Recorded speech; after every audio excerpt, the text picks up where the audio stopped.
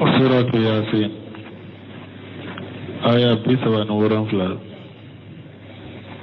أعوذ بالله من الشيطان الرجيم. بسم الله الرحمن الرحيم. وآية لهم الليل نسلخ منه النهار فإذا هم مظلمون والشمس تجري لمستقر لها ذلك تقدير العزيز العليم. والقمر قدرناه منازل حتى عاد كالعرجون القديم. لا الشمس ينبغي لها أن تدرك القمر ولا الليل سابق النهار وكل في فلك يسبحون. بسم الله الرحمن الرحيم. والصلاة والسلام على نبينا محمد وعلى آله وأصحابه وسلم تسليما كثيرا. سبحانك لا علم لنا إلا ما علمتنا إنك أنت العليم الحكيم. أستغفر الله الذي لا إله إلا هو الحي القيوم وأتوب إليه. اللهم انفعنا بما علمتنا وعلمنا ما ينفعنا وزدنا علما. بيه تنسويه من شهر ربيع الأول هجرة سانكالو سبنا بيسوينيه وكونتوناي ميلادين نصارى كجاتي بافلان مغاني دورو سانكالو كونتونا بيسوينيه وفلوي أمبي دورابو مسجد رجاق أمبو كونو. أعوذ بالله من الشيطان الرجيم. وآية لهم الليل نسلق منه النهار فإذا هم مجرمون إلى آخر الآيات. على كن على دغكلكم متى مسي. وآية لهم الليل على كوكو على سوق هذا مدوم متى مسي. min be ala ka sebaya ani ko ala de be saka kunu ke ani ka yira hadamadenw na wajibi ala kelen pew de ka bato a ye su ke o taamase nasluku minhu nahara suyi mbe tile boso ka bo suyin na maana mbe tile tige ka bo suyin na fa idahum mujrimun mogo b'u yɛrɛ sɔrɔ dibi kɔnɔ. والشمس تجري لمستقر لها تلفنا ببولي سبتي يروباي نونم بنا توسيري كونو سبتي يروباي دوكو أبين يورو دوكو قيامة. ذلك تقدير العزيز العليم. نيني مساك اللتيك دي مسا ميني دسي مسا يناتي دسي فنا na kwa be min ke balli ke la taala fana al alim masammin yedoni masay o de kala tige yennu munye. wal qamara qaddarnahu manajila kalo fana ne ala ye jigi yoron ni ulul la tige kalo fana hatta ada kal uruzun al qadim fo kalo abe kumbaba li kofe kumbayali kofe abe misaya fokka ke komi tamarun tin sabbe bo min na jara abe jenge chogome akamise chogome na jengelendo. la samsu yanbaghi laha an tudrika al-qamara amanka tileye akaku kalola wala laylu sabiqu an-nahar aw sufana atashaka tileko wa kullu fi falaki yasbahun. nunun bebe ufassira de kono sanfela la nube noni akono mana nube boli akono sano ankado bunkasiri ka tawsirula ni aya min fulen ni an kunnin da ya yira ko tile be boli kalu be boli de mo munun ko tile be jo dugukolo de be munumuna kerefe ni aya ye u galon tigaya ni mo min ko tile jolende do ate boli don ke ba ko ala galon tigaya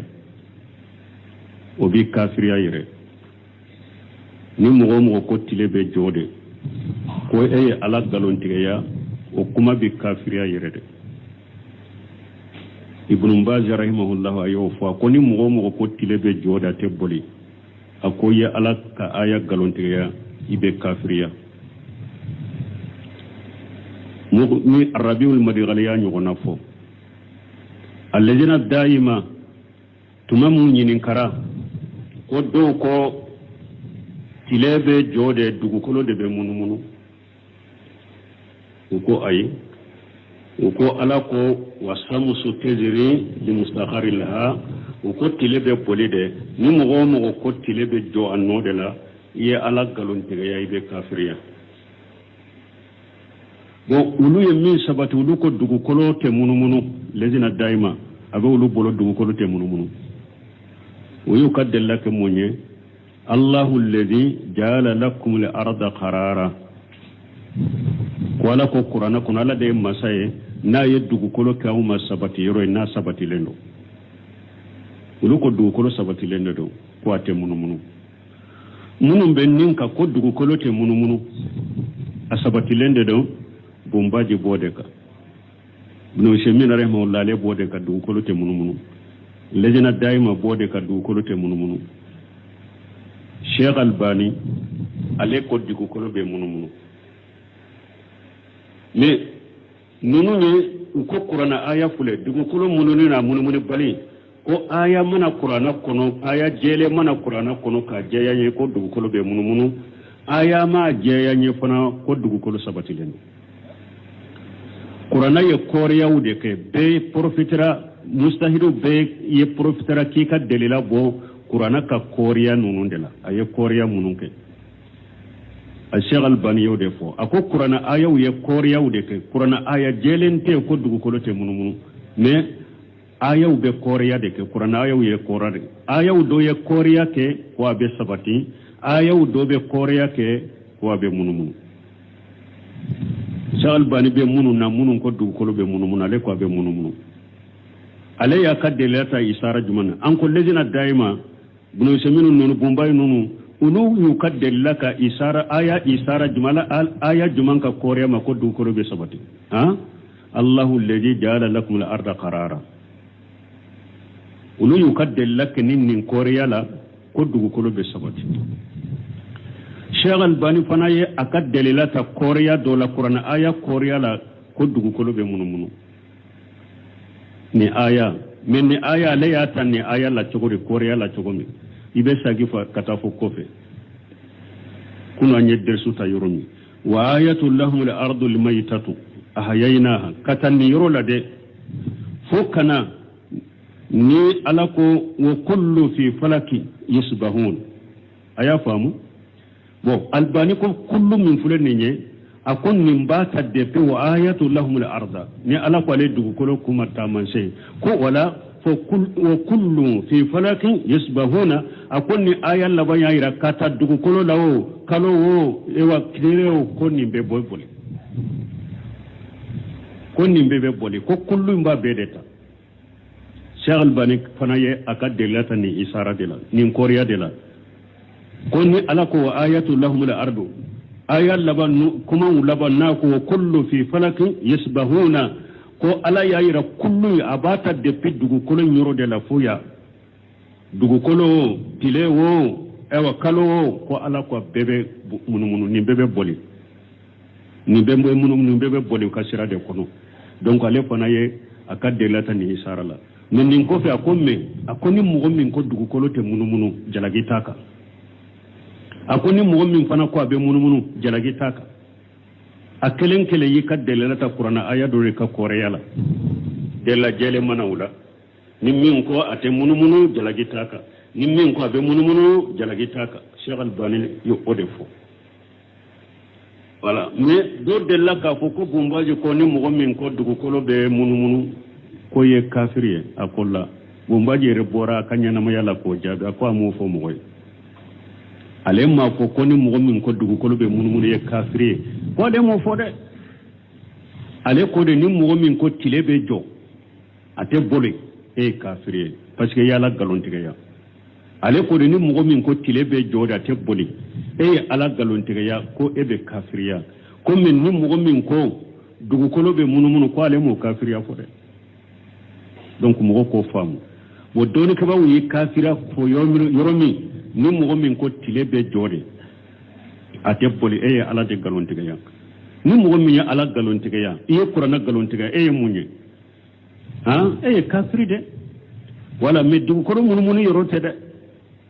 wala dugu koro yoro munumunu ni sosoli bala qur'ana ayaw do ka koriyala do ya sabati ko dugu kolo te muna be sabati qur'ana ayaw do ka koriyala do yo famu ni ko dugu kolo be munumunu o ye dugu kolo munumunu fo donc antum be nyugo hakli jigola ni aya la parce que kelen kele bo de la tani aya de la jelen ko ni be tile ko ni be bolide tile te jode tile be bolide karu be bolide wala min ye dugu kolo munumunu ko yesa kuma bo de la ni min ya famu ni qur'ana aya korea udo ni ko asabati lendo jalagitika ni min ya famu ni qur'ana aya udo ka korea ne ko be munumunu jalagitika me be ka do ko ni tile ko ni o be bolide wote jo ni mo ko ni ko tile be jore ate boli e ya ala galontiga ye qur'ana galontiga ye kafiri yaqulu ta'ala alakum masami korota lendo ومن دلالة لهم على قدرته تبارك وتعالى أبدل لولا دل من بألا كشيرا مسمي هيرا كشكورتا لندو العظيمة أكشي من كبو خلق الليل والنهار سود دالي أنتلي دالي سود دالي أنتلي دالي نونو الدليلان التامن سود نوب ألا كشيبا يبلي بلي بيرانا أكشي من كبو نابو يرانا حاجة بجلامه وحاجة بديائه شو ألا يودا أنا كدبي إلي ألا يودا أنا كيلي وجعلهما يتعاقبان ألا يسون التلك وبينهم فريقا يجيهم حاجة فيجهم حاجة نمبنا نمبتا حاجة ويجيهم حاجة ويجهم حاجة نمبنا نمبتا يجيهم حاجة ويجهم حاجة نمنا نمبتا ويجهم حاجة فيجيهم حاجة نمبنا بتا نمبنا سوني تلبي نيون فريقا ننشقودلا كما قال تعالى كمني ألكم مسمين كرتا لندو يغشي الليل النهار يتلبه هشيشا ألكم على بسود دبيك كتلي كدتغو أو تلي بسونيني تلي يلافنا ولهذا قال أجا وجلها هنا نند قصة لكم مسمين كبا كرتا لندو يا وآية لهم الليل نسلق منه النهار أي نسرمه منه نسرق كرموني ne ala de masay nimbe tiletige kabo sufelala fayahabu fayuqbilu al-layl ninya tiletige kabo sufelala tilebeta sufela bena abanye shikana wali haja qala tabaraka wa taala ninde koso ala ko masammin ahera kacha korta lendo fayajahu mujlimun nitile intara suim bena ulubu yere soro dibi kono kama jaa fil hadith komi na hadisa sahalen kono chogomi ya aqbala al-laylu min ha huna kiden ko ni sufela ya nyeshini yoroma tile bin yoro wa adbara an-nahara min ha huna aw tileya akodi ni yoroma bin yoroma wa boyoroma wa kharabati shams tile binna faqad aftara as-saimu sumbaga kasuntigara ay kasuntiga wakati sera mana nitile koni tara doro sude be nyeshi wala wode ato chiden ko nitile ya kodi yamma ni ewa sufela ya nyeshi yamma tilebina sumbaka ka suntige wa qawlu jalla zalalahu alaka kuma nim masammin kabba portalen wa samsu tajri li mustaqarrin laha dhalika taqdiru al-aziz al-alim fi ma'na qawlihi li mustaqarrin laha qawlan ibn kathir ko min yakotile sabati yorobaye kuma fulabala ahaduhuma anna li muradan mustaqarruha al-makani kuma fulo aka sabati yoro abe sabati famina parce que ale be fula de fo mana asabati abe sabati famina ma kabi yoromi ani jamaniyu mana tile yere kabolili be ba wakati mi nin koro fula de wala makaniyu wa jamaniyu ako kuma fulo aka sabati yoro abe sabati yoromi dugu kolo ka na binna sabati yoro na binna wone makaniyu wa huwa tahta al-arsh ako yero jumaye la rashi koro mimma yelil arda fi zalika lidhanibi tilebe biyoromi la rashi fammi ni owa oni okasuru dugu koloma ewa tilebe ka bi oyoro de la rashi koro afammi ni dugu kolo kasuru tilebe biyoromi wa hiya aina makanati فهي تحت الأرش أو تلب بنا يرو يربي يرو إن الدغرا يرو ويرو لا أبي لا رشيد يقرأ هي وجميع المخلوقات تليه أن الدم فين توبه وبي لا رشيد قرأ لأنه سقفها بس لا رشيد دغكولي أني أو الدم فين وكبل من بوكا ويا لا رشيد وليس بكرة كما يجأمه كثير من أرباب الحياة أو لا رشيد ولا ماتي أكو كومي دو بافو تشوكومي من بأصحاب الفلك دو بافو تشوكومي كل لا رشيد أو كو أو أبلو لا ماتي دو بونكسير كو كوتو تشوكولادي وإنما هو قبة جات قوائم تحمله الملائكة أكو جاء ولا رشيد akubba la madero kubba e muyen min dila jogo min fulenne na tanta la madero fe woro aworo la madero la resi oro la madero shenani ba koro la resi oro la madero sheun ba koro malika ubata wa huwa fawqa al-alami la resi de bedam fembeka mimma yali urusa nas dam fembeka min beke wa bisya kana hada madun kunna la resibe obede sanfe fasamsu idha kanat fi qubbati al-falaki awa mitile naba akaboli pen boli yorin kono jahirat waqti jahirati min yetile gandrendere mitile be boli yoro men nabo o boli yoro kono takunu aqrabu ma takunu ila al-arshi o waqti anil arshi tasu فإذا استدارت في فلكها الرابع إلى مخابرة هذا المقام وهو وقت نصف الليل صارت أبو أدى ما تكون إلى الأرش بو نتلكيرا سوفلالا ما نتلفلالا تنبي يرومي نو نغنا شيرا سوفلالا أبك يرومي ووقتي أن الله رشيد كسو دقوما ما نتلغانفي نتلبي سانفي يرومي ani sufela la tile tumbe sanfe yoromi o tile gampe misali la midi wakati tile be yoromi sanfela la su minimi wakati tile be yoromi oni la resi kasu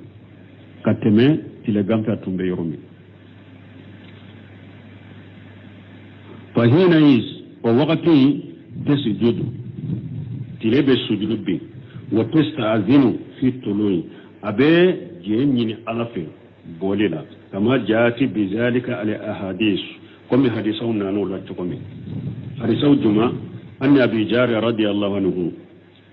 حديث دون أن أبو جار بلو حديث البخاري عن مسلم كنو قال كنت مع النبي صلى الله عليه وسلم في المسجد عند غروب الشمس أبو جار كو على فرلن تنبتشيدن كدوندولا مشيريلا كلبي وقتي قال صلى الله عليه وسلم شيدن كو على كترنا تشباكا فإنها تجهب حتى تسجد تحت العرش أيها بسي سرنا hadisai na cogo dola tumami tile binna cidin ko abu jarima ako yala e bado tile intara yurumewa abu jari ko lana cidin de bado awo cidin ko tile a beta ewa sugiribi la reshi koron fajalika qawluhu ta'ala cidin ko abu jarima ode alaka kuma ye wasamsu tajri limustaqarri laha jalika taqdiru al-aziz al-alim ako alaka kuma min fulani nyere ni ala ko tile be boli sabati yoro baye o sabati yoro yi o de la rashikro abeta sugiri bil rashikro wa anna abi jar radiyallahu anhu karisa min abi jar malaka je kabwama qala salitu rasulullah sallallahu alaihi wasallam an qawlihi tabaraka wa taala abu jari ko alaye ci den yin kalaka tanuna bisibaka ayan yin kalaka kumala masami hera kacha portalendo wasamsu tajri li mustaqarrin laha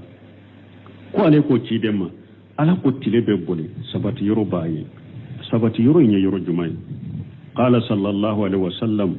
ala ka ci den ko laka tanuna kisibaka mustaqarruha tahta al-arsh ako asabati yoro illa arshi korolade ni hadisa fana be buhari de muslimun kono wanna bi jari aida karisan na bi jari matuguni قال كنت مع رسول الله صلى الله عليه وسلم في المسجد حين قربت الشمس ko ale farallen tumbe ciden kan misirila tumami tilebinna qala sallallahu alaihi wasallam ya aba jar atadri ayna tajhabu shams ako ya abu jari ako ya la ebado tile tara yoro misisawa kuluta allah wa rasuluhu alam ko ale ko lana ciden de bodo قال تشيدن كو صلى الله عليه وسلم فإنها تذهب حتى تسجد بين يد ربها عز وجل أقول تلين بتا فوا بتا سجودي أتيجي على كرو مسامين كبا كرو تالين فتستاذن في أرزوي أبجين يني على في أكاشاجي كابو فيوجن لها على بجين داما وكأنها قد قيل لها ارجي من حيث جيتي wayede ni jiya wuli wakati sirina jiya ni wakati sunna ne tile be bo binyorola abe je nyini ala fe na ye je nyini o wakati ala ba fama ewa ibora yoromi sagi katay mana ibinyoro irji min haysu jiti ibora yoromi sagi katay fatarju ila matlaiha tile be sagi kata aka boyorola wajalika mustaqarruha wa ya sabati yoroy mana na ye je nyini ni qiyama ma se folo na ye je nyini ala fe nkata boyoro juma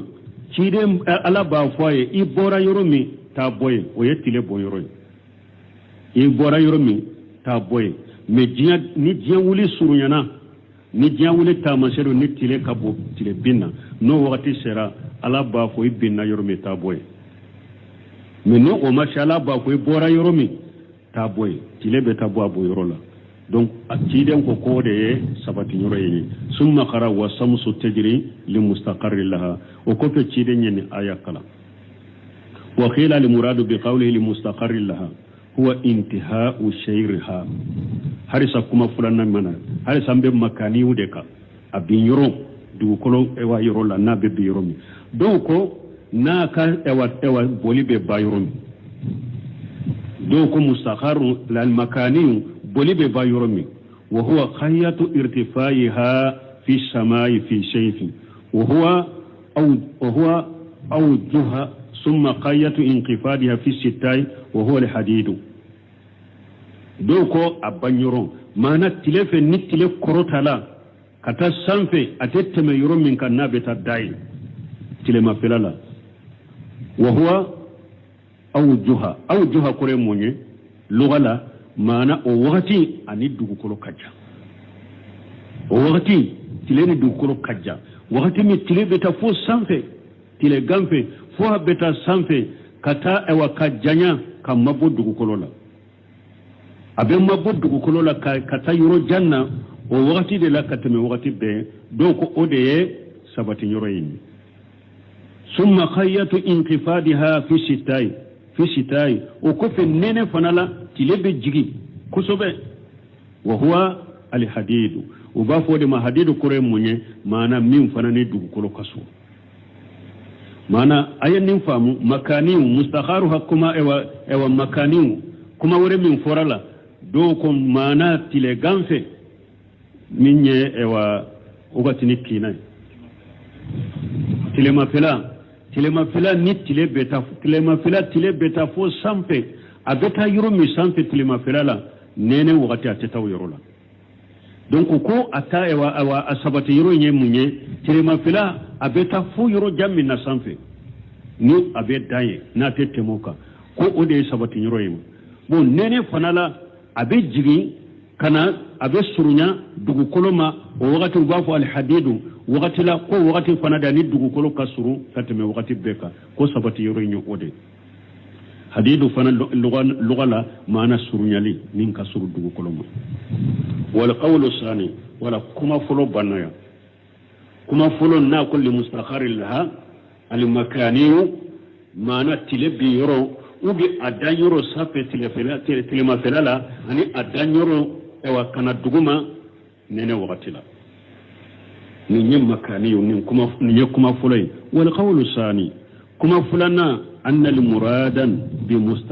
mustaqarriha huwa muntaha shayriha wa huwa yawm al qiyamah yabtul shayruha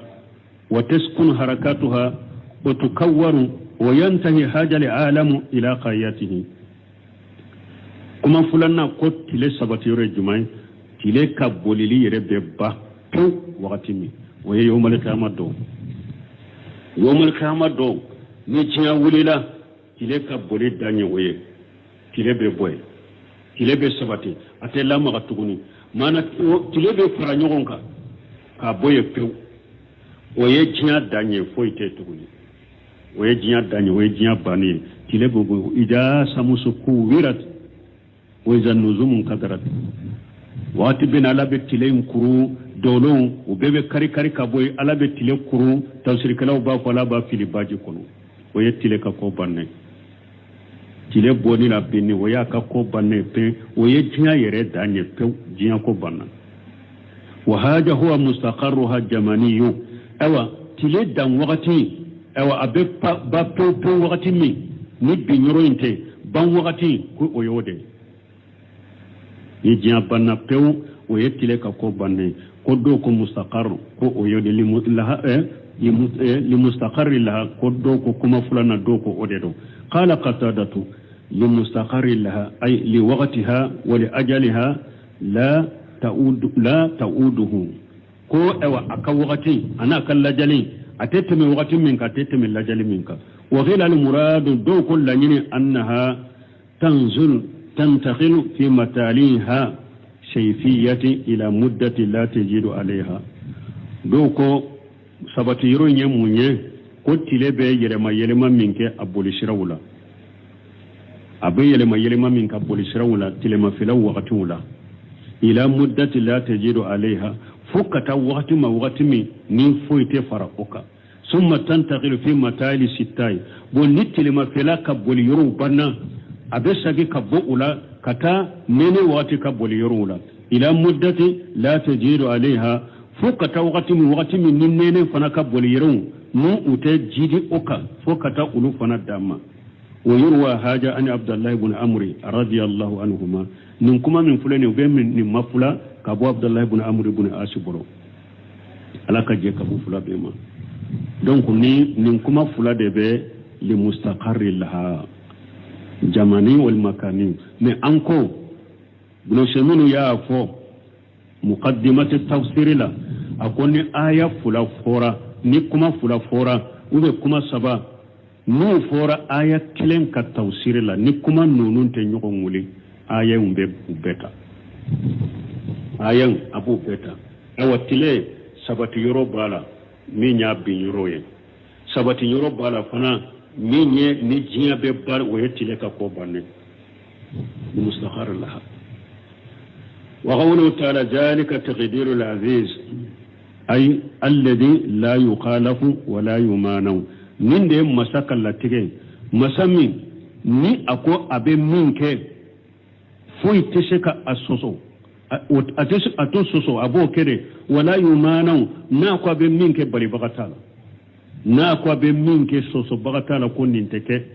na ko be min ke bari bagata la kon nin teke al azizu ya wode al alim bi jamil harakati wa sakanati ala de doni masay fenno fembe lamaga be sabati be ala ba be do wa gari qaddara dhalika wa qannanahu ala min wali la ikhtilafa fihi aw ala yo ulatigede kanye fana wa qannanahu kanye ala yo nunu latige kunye ala min wali la ikhtilafa fihi ke chogomi ni bu yogo fun ko nyonya tala wala ta'akusa fi ko chogomi ni kontere tala ayem min da chogomi bi dan chogodela ibo chogodela jali kama khala azza wa jalla nimbe ko min alakum samin kabakuru talenu faliqul isbahi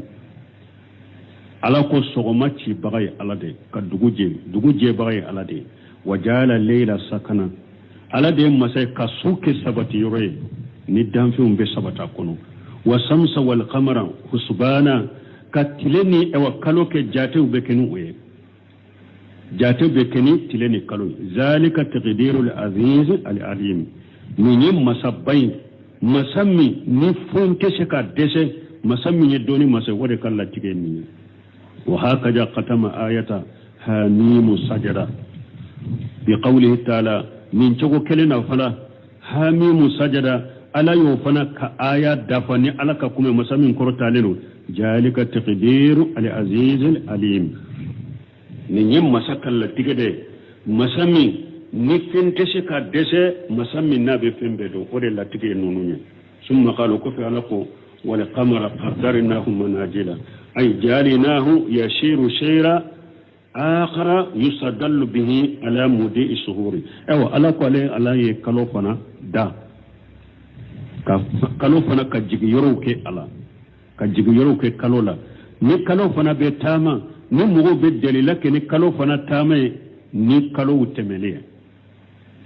كما أن الشمس يعرف بها ليل والنهار أو أبكم التلي ni suni tile be do ni tile kise chogomi ni tile bora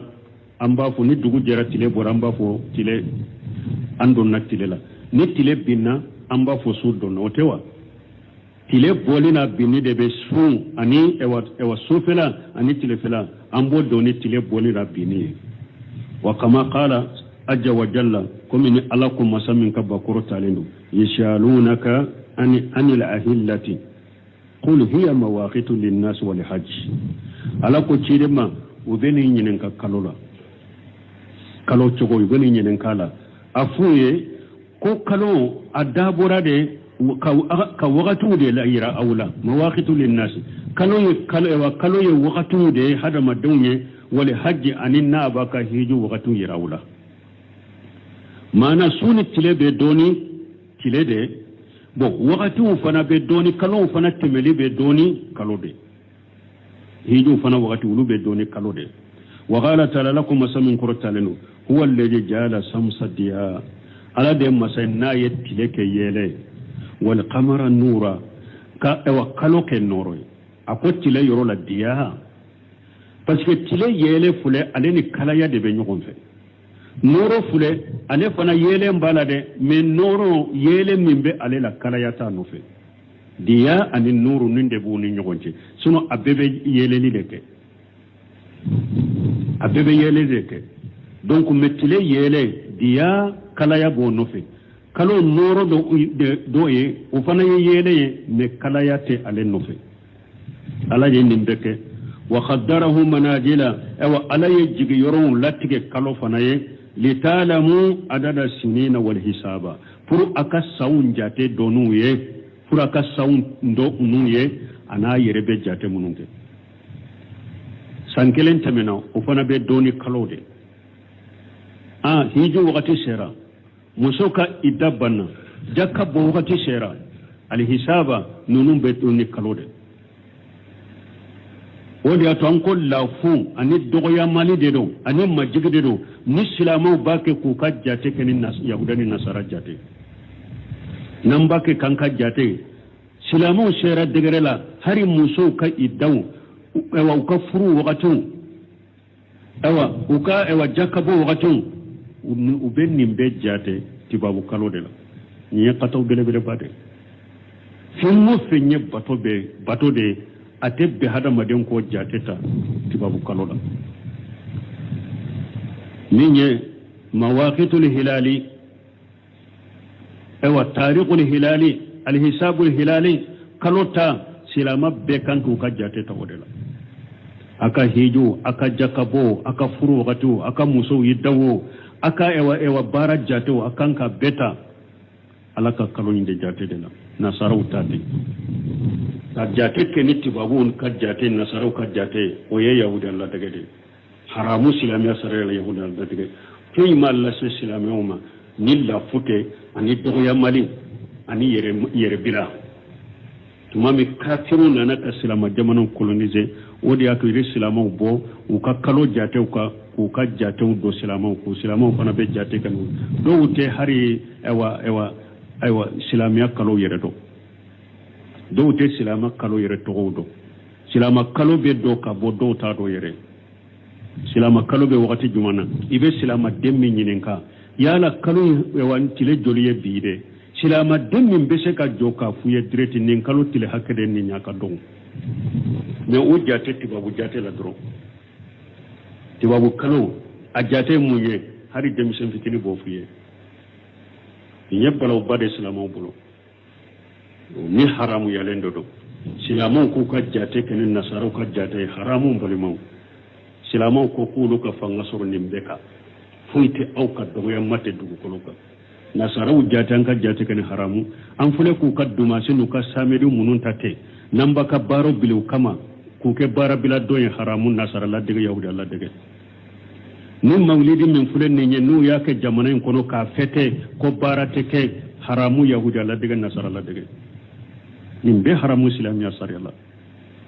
ala ye ewa nin kalo de ka ala ka kalo ala yo ode ke anye nambe ewa sawun jate donai wal hisaba ananka furu ananka idda wananka sawun jate nambu donai وقال تبارك وتعالى ألكم مسمين كبكرو تعالى وجعلنا الليل والنهار آيتين ألكم عليه سوني تلك التامن سفلاي فمحونا آية الليل أقوم إوا سوك التامن سي آيوتو سي مانا سوني تلك بيتو يكلن ربي يلي مي ألا نانا سوني كا يلي كوتو سي كالتا تدبيه وجعلنا آية النهار مبصرة tilen katta manse ale ala yoke ye fenye ni mugo be fenye akono li tabtagu fadila min rabbikum pour akafa samantani aw tigi ala fe wali ta'lamu adada sinina wal hisaba aro ani akasawun jate do ani aw yerebe jate mununke wa kullu shay fasalnahu tafsila wa kullu shay fasalnahu tafsila fimu fembe ne ala ya faranfansha dande ya faranfansha nyuma ka pese فجعل سمسا لها دو يقصها ألا يلين ديكو كالول ايوا تللا يلين مي تلي كركرانا ناي والقمر له النور يقصه ألا ينور دو فنك كالولا نور مي كالو كركرانو وفوت بين الشير حاجه وحاجة من كبولي لن بونيو كونكورو تلي كبولي تشوغو أني كالو كبولي تشوغو ألا يبونيو كونكورو فشمس تتلو كل يوم وتغرب في آخره على دو واحد تلفل دونو دو تلبو أببي أبورا تشوغمي أببي وتشوغدلا أيالي فنت بولا تلبورا تشوغمي أيالي بتشوغمي أببي وتشوغدلا وتشوغ كلندلا ولكن تنتقل في متاليها ومخاربها سيفا وشتاء متلقني أكبر الشرو هما فلان أكبر وبوليسرو ديدو نينا أكبر الشرو ديدو يطول بسبب ذلك نهار ويقصر ليل أو بوليسرو منو فلما فلالا أبي بوليسرو منو نا أو تلبي جانيو نينا وقتي بوليسرو نابي أولولا ويقصر الليل تلبي جانيا فلما فلا بوليسرو نابو أولولا تلبي جانيا سو no na be tilema kula bolisra wala suje be janya wala tila gina fela be janya su fela be surunya mais na be nene wakati de la su fela de be surunya su fela be janya tilema fela be surunya mana ko ni o sababu yede na be tilema fila boli sirawla ani nene wakati na be boli sirawla o sababu de da tile be surunya ewa tile be janya ni ewa su fela be surunya na be tilema fila utala tile be janya su fela be surunya na be nene wakati tala ewa su be ewa janya tile fela be surunya summa yatilu layl wa yaqsiru an-nahar wa jala sultanaha bin-nahar min yetile ala yetile koni ala aya ale kabole wakati ke tile fela de fa hiya kawkabun nahariyu alayhi tile fela ka doloye tile fela dolo de alayhi tile wa mal qamaru min yakaloye fa qaddarahu manazila alayhi jigyoro do latige fanaye yetlawu fi awwali laylati min ash-shahri daylan qalilan nur kalo fule akalo fana ewa don fulo asu fulo na be bo kalo su fulo ale be bo dayla kore munye akamise lugala dayla akamise qalilan nur an-nur kadugo kalo ewa su fulo akamise an-nur kadugo summa yazdadu an-nura fi laylati saniyati o kofe su fulana dobe para noroka wo yertafi manjilata ewa aka abeta sanfe doni kateme su folo taka su folo na bebo akamise anoroka dogo su fulana dobe para noroka abeta sanfe doni summa kullama irtafa izdada diya ewa wakati nikalo beta sanfe dobe para noroka kata nikalo beta sanfe dongodo na beta sanfe doni dogo para noroka kata وإن كان مقتبسا من الشمس هرنا ياسر كلو نا لبا كنورو بو تلدلا كلو با كنورو تا تلدلا هرنا با كنورو تا تلدلا دونغو على كنورو بجيري كتا كتا دوني حتى يتكامل نوره في ليلة الرابعة عشرة فوق كلو نور بتا تيمي كدافا تاني ناني نالا نكالو سيرا تاني ناني akan noro beddafa ola summa akan noro beddafa ola akab bonya fana beddafa ola summa yasraw fi naqsi ila akhir shahr o ko fe kalo bedda minaka dobe bola tuni abenna asikata fokata kalo la babenna asikata hatta yasira kal uruzun al qadim fo abella ba ko tamaru tinsam be bo minna na jara akan mise chogomi na jengelendo chogomi فابل لبك كيكم وجهه قال ابن عباس رضي الله عنهما ابن عباس قال لك جكبو فلا بما وهو أسر الإجق أقول رزون قديم يموني أقول من تمرون تيسا كو لسري أسر الأنقود من الرطب إذا أوتق ويبسا ونهنا أقول تمرون تيسا ببوم منا tamaro ewa tamaro kene tinsan be bo minna konni o ewa o korola utika kure munye no korola o ajara ko abe kuru na korola jara abe kuru wakaja qala khairuhuma aw abo chogonde la minye ewa ibn abbas ani ewa ibn jahidu aqulu tanafana ulu fulatana yennindefu قال ابن عباس رضي الله عنهما وهو أصل الإجر وقال مجاهد الأرجن الخديم أي الإجر اليابس يعني ابن عباس أصل الأنقود من الرطب إذا أتغى ويبس ونهنا ابن عباس كو عليه كو والتمر تنسين لسري ابن عباس ودفو مجاهد الأرجن الخديم الإجر اليابس alakum min tamarun ti sanyire ko ni o jara tamaru ti sanyire ko ni o jara ko de urujulul khadim donc buna bashi kala nyina alako aslan unqudi min urutubi alako de min tamarun ti say lisri tamarun ti say be bomina buna basa ko o de urujulul khadim na korla ajara wa hana akurla وكذا قال خيرهما bun kasir ko nin chogola nunu fulatana yendinde fo komi nunu nya fo chogomi summa bada haja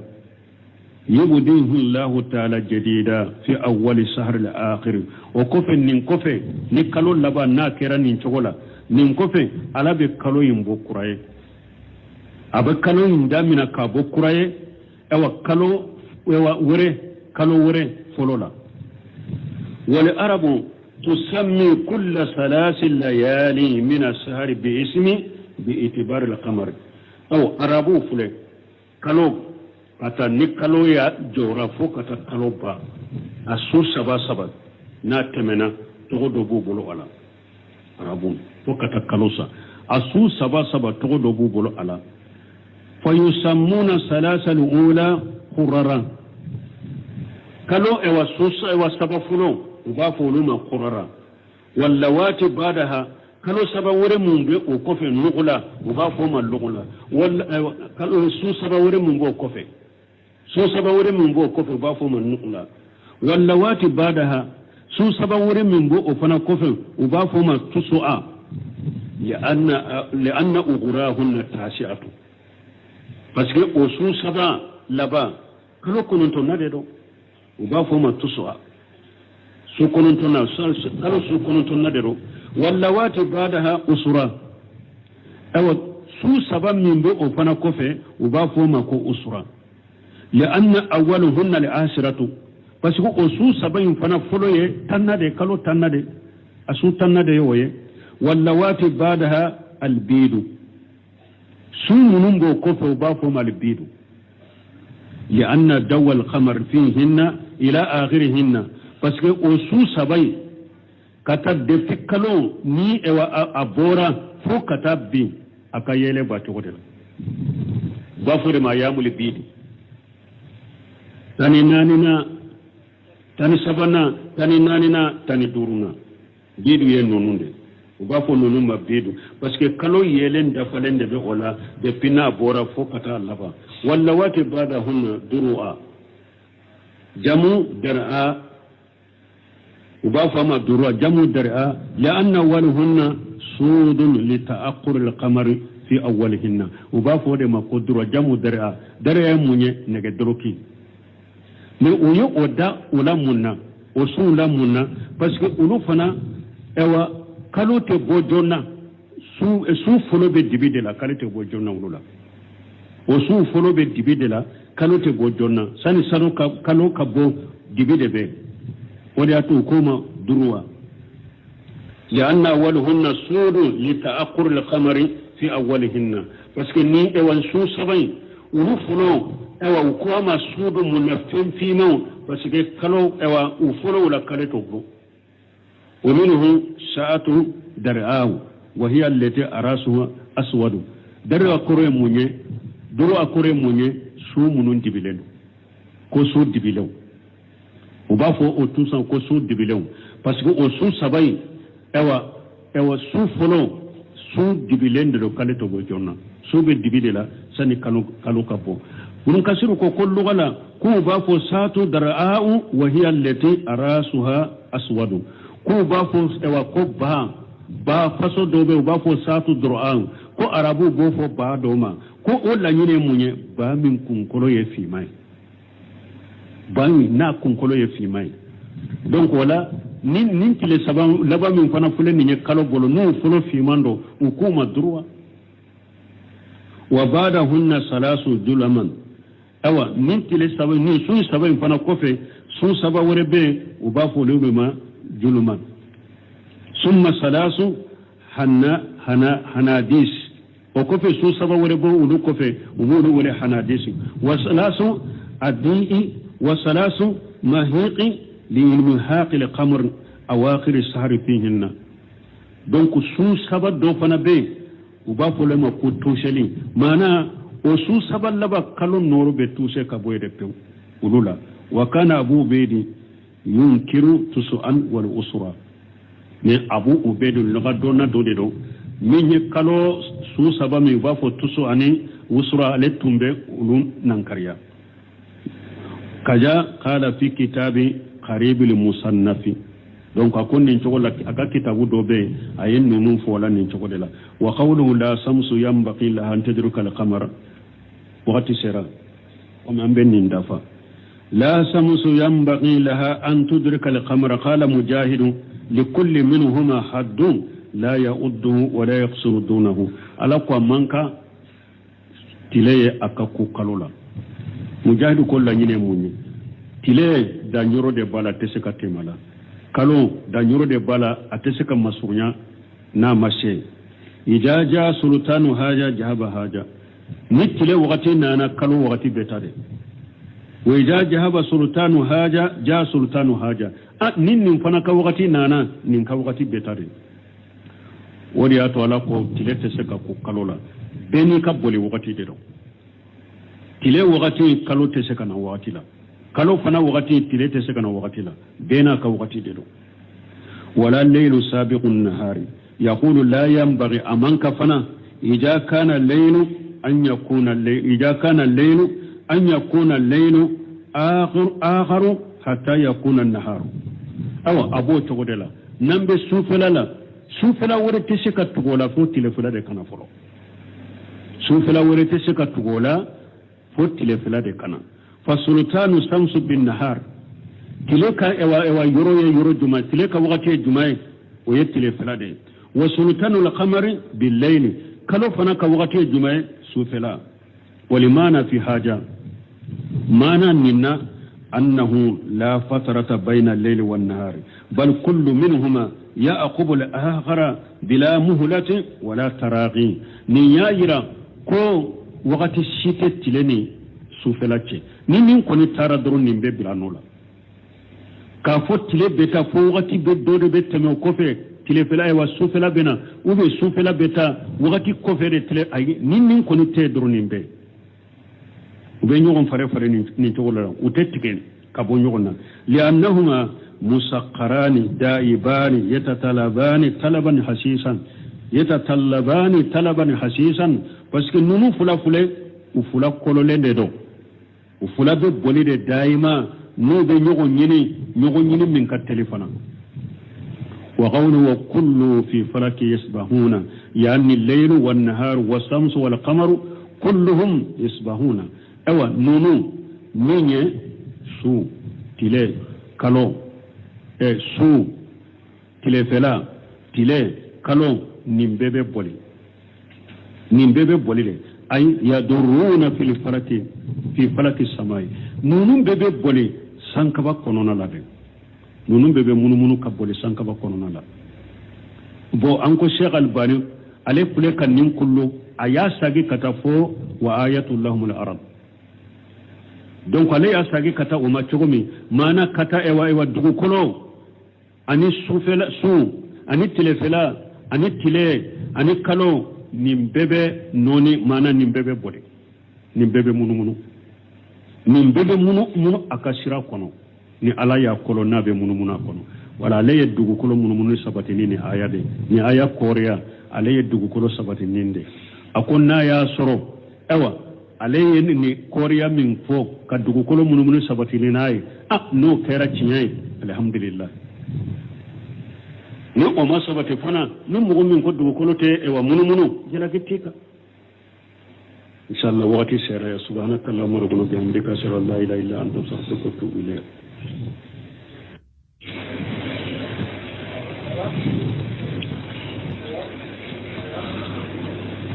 سورة ياسين آية بسوى نورا فلال أعوذ بالله من الشيطان الرجيم بسم الله الرحمن الرحيم وآية لهم الليل نسلخ منه النهار فإذا هم مظلمون والشمس تجري لمستقر لها ذلك تقدير العزيز العليم والقمر قدرناه منازل حتى عاد كالعرجون القديم لا الشمس ينبغي لها أن تدرك القمر ولا الليل سابق النهار وكل في فلك يسبحون بسم الله الرحمن الرحيم والصلاة والسلام على نبينا محمد وعلى آله وأصحابه وسلم تسليما كثيرا سبحانك لا علم لنا إلا ما علمتنا إنك أنت العليم الحكيم أستغفر الله الذي لا إله إلا هو الحي القيوم وأتوب إليه اللهم انفعنا بما علمتنا وعلمنا ما ينفعنا وزدنا علما بيه تنسويه من شهر ربيع الأول هجريا سانكالو سبانا بيسوينيه وكونونتوناي miladin nasarau ka jate ba fulani mugani duru saankalo konontonna bisuñe o foloy ambe dawragun masila rajjago ambo kono أعوذ بالله من الشيطان الرجيم وآية لهم الليل نسلق منه النهار فإذا هم مجرمون إلى آخر الآيات ala kunne ala ye dugukolo kuma tamase wa ayatul lahumul laylu ala koko ala ye suko hadama dawma tamase min be ala ka shebaya ani ko ala debe saka kunuke ani ka yira hadama dawna wajibi ala kelem tawde ka bato aye suke o tamase نسلق منه النهار سوي مبت تile boso kabo suina mana mbet tile tige kabo suina fayjahu mujrimun mogo bu yere soro dibi kono wasamsu tajri limustaqarrin laha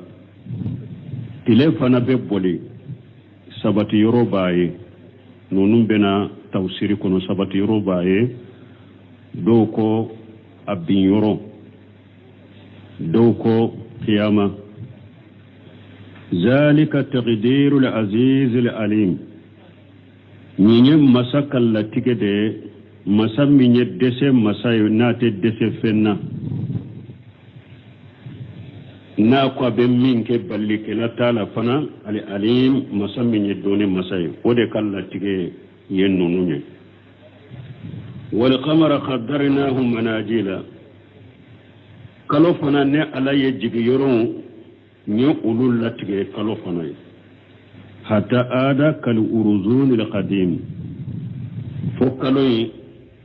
أبي كمبابا لكوفي كمبايا لكوفي أبي مشيا فوكاكي كومي تمارون تنسا ببومي نا جارا أبي جنجي چوغمي أكاميشي چوغمي نا جنجي نندو لا شمس ينبغي لها أن تدرك القمر أمانك تلي أكاكو كالولا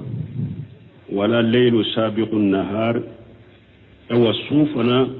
أتسك تليكو وكل في فلك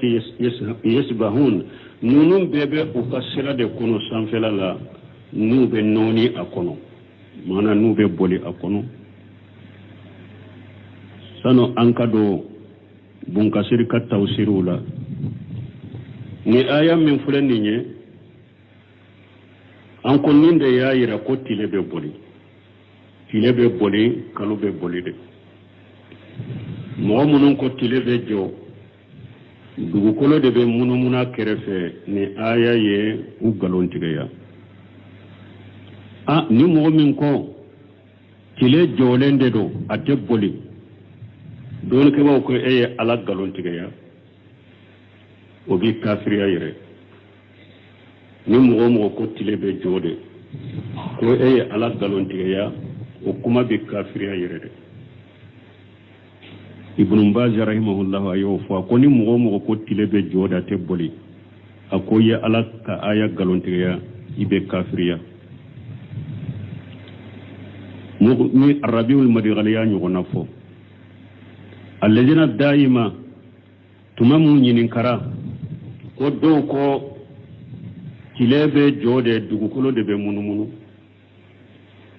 ko ay ko ala ko wasamusu teziri li mustaqarri laha ko tilebe polide ni mo ko tilebe jo anno de la ye ala galon tege ya ibe kafiriya bo ulu ye min sabati ulu ko dugu kolo te munumunu lezina daima aga ulu bolo dugu kolo te munumunu uyu kadella ke munye Allahu alladhi ja'ala lakum al-arda qarara wala ko qur'ana kun ala de masaye na ye dugu kolo ka uma sabati yoro na sabati lendo ulu ko dugu kolo sabati lendo do ko ate munumunu munum ben ninka ko dugu kolo te munumunu asabati lendo do bombaji bodeka ibn shemina rahimahullah le bodeka dugu kolo te munumunu lejena daima bodeka dugu kolo te munumunu Sheikh Albani ale ko dugu kolo be munumunu mais nunu nye ko qur'ana aya fule dugu kolo mununu na munumunu bali ko aya mana qur'ana kono aya jele mana qur'ana kono ka jeya nye ko dugu kolo be munumunu aya ma jeya nye fana ko dugu kolo sabati len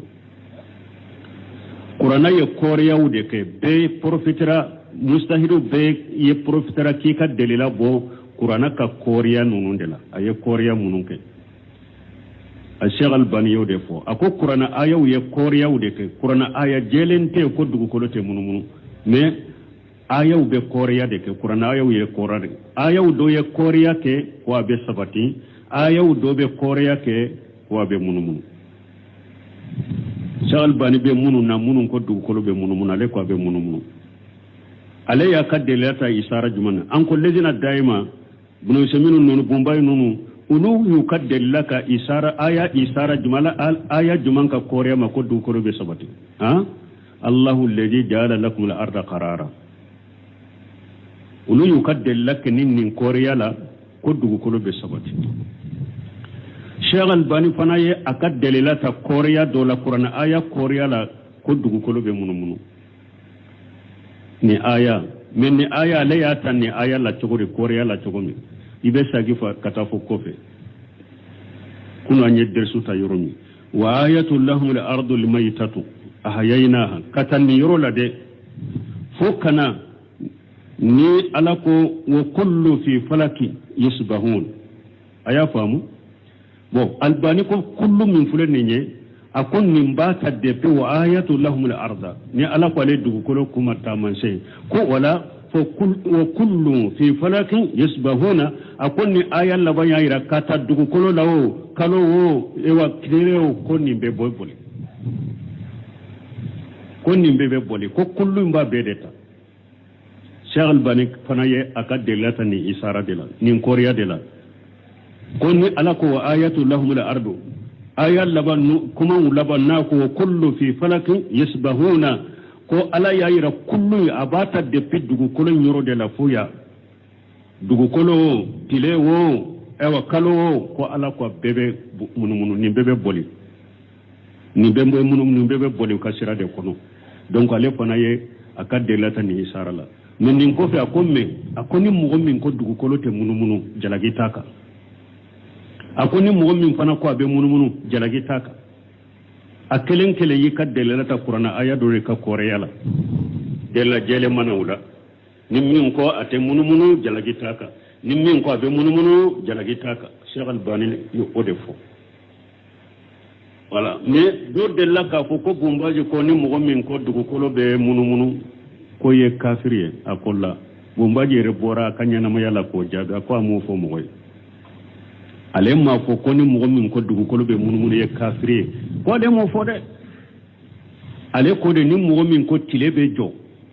ate bole e kafiri parce que yala galontiga ya ale ko de ni mo min ko tilebe jo da te bole e ala galontiga ya ko ebe kafiriya ko min ni mo min ko dugu kolo be munumunu ko ale mo kafiriya fode donc mo ko famu bo doni ka ba wi kafira ko yoromi ni mo min ko tilebe jode ate boli e ala de galontiga ya ni mo mi ya ala galontiga ya e qur'ana galontiga e munye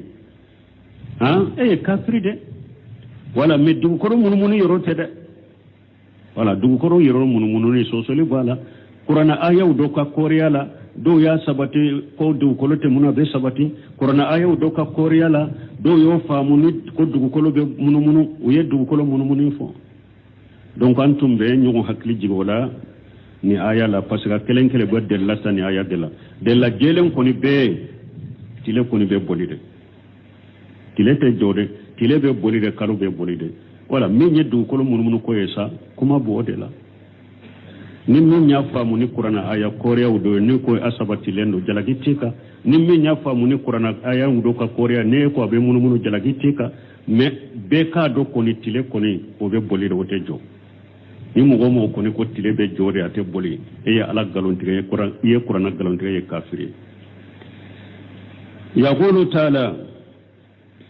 alakum masami korta lendo wa min dalalati lahum ala qudratihi tabaraka wa ta'ala abed dalilawla dalla munum be alaka shayira masami hera ka chakorta lendo al azimati akashe min kabbo qalqul layl wan nahar sudali anitile dali nunu mi dalilani taman saude nube alaka sheba ya bele ban yiranna akashe min kabbo na bo yiranna haja bi jalamihi wa haja bi diyayihi su ala yoda anaka dibi tile ala yoda anaka yele wajalahuma yataaqabani ala yasunu tile ko be nyon fale yajiu haja fayajhabu haja nimbeta haja wayajiu haja wayajhabu haja nimbeta yajiu haja fayajhabu haja ninnana nimbeta wayajhabu haja fayajiu haja nimbeta nimbena suni tilebe nyon fale ni chokodela كما قال تعالى كمني ألكم مسامين كرتا لندو يغشي الليل النهار يتلبه هشيشا ألكم على بسود دبيك كتلي كدتو أو تلي بسونيني تلي يلافنا ولهذا قال أجا وجلها هنا نند قصة لكم مسامين كبا كرتا لندو يا وآية لهم الليل نسلق منه النهار أي نسرمه منه nesirugo kore munye ne ala de masay nimbe tile tige kabo sufelala fayhabu fayuqbilu al-layl ninya tile tige kabo sufelala tile beta sufela bena aba nyeshi kana wali haja qala tabaraka wa taala ninde koso ala ko masammin ahera kacha korta lendo fayjahu mujlimun nitile intara suim bena ulubu yere soro dibi kono كما جاء في الحديث كم إننا حديث سهلين كنو تشكمي يا أقبل الليل من ها هنا كيدين كن نسوفلا يا نيشين يروما تلبين يروم وأدبر النهار من ها هنا أو تليا أكودين يروما بيروما أبو يروما وخربت الشمس تلبنا فقد أفطر الصائم سنبغا كسنتغرا أي كسنتغا وقت سيرا mana nittile ko ni tara doro suude be nyeshi wala wodi ato ciden ko nittile ya kodi yamma ni e wasufela ya nyeshi yamma tile binna sumbaga ka suntige wa qawlu jalla zalalahu alaka kuma ni masammin kabba portalen wa samsu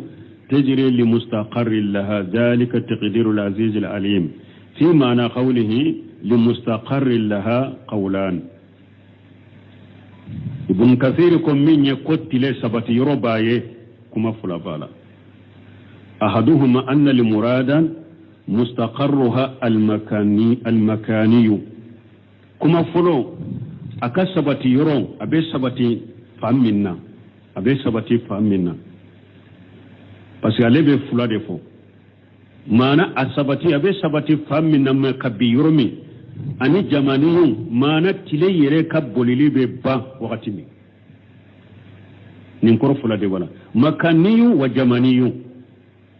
ako kuma fulo aka sabati yoro abe sabati yoro mi dugu kolo ka na binna sabati yoro na binna wode makaniyu wa huwa tahta al arsh ako ye yoro jumaye lareshi koro mimma yelil arda fi zalika lidhanibi tilebe biyoromi lareshi fammi ni owa oni okasuru dugu koloma ewa tilebe ta bi oyoro de la lareshi koro afammi ni dugu kolo kasuru tilebe biyoromi wa hiya aynama kanati فهي تحت الأرش أو تلب بنا يرو يربي يرو إن الدغرا يرو ويرو لا أبين لا رشيد يقرأ هي وجميع المخلوقات تليه أن الدم فين توبه وبين لا رشيد قرأ لأنه سقفها بس لا رشيد دغو كلي أني أو الدم فين وكبل من بوكا وين لا رشيد وليس بقرة كما يجؤمه كثير من أرباب الحياة أو لا رشيب بلولا ماتي أكو كومي دو بافو تشوكومي منهم بأصحاب الفلاتي دو بافو تشوكومي كل لا رشي أو كو أو أبلولا ماتي دو